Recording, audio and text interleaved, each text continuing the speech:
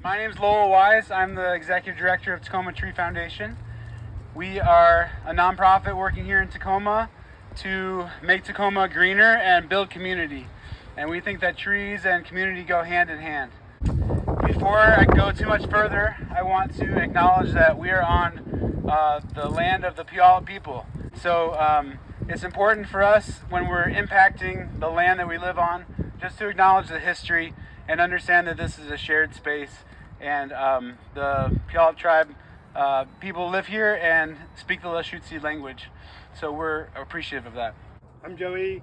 I'm a researcher at WSU based in Puyallup. So we have a research and extension center there in Puyallup. Stephen is also a technician with us. So together we've kind of brought you these trees today. But we are so grateful for everything that's come together. Amy just told you about this incredible site prep. At WSU, we are leading a project called Forest Health Watch. The Forest Health Watch program it's really just a program. It's not an organization or anything, but it's a community science effort. And so we're trying to understand and monitor the health of trees with the help of individuals like yourselves. And so today is a little bit of an effort to try and find a solution to what's going on with red cedar.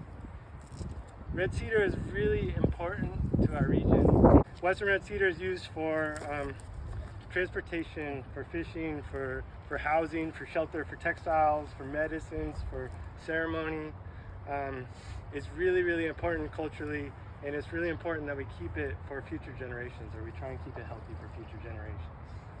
In addition to the cultural importance, we know red cedar is foundational for the industrial heritage of the Northwest. This is part of something we're calling the Open Red Cedar Adaptation Network. And so this is one site of 4. This is an experiment to see, are Oregon seeds going to be better adapted to future climates as Swan Creek in the future? And so we're really hoping is that we'll partner with schools to measure these trees each year, and they can use these trees as little experiments in their classrooms and analysis. So we know red cedar's dying back.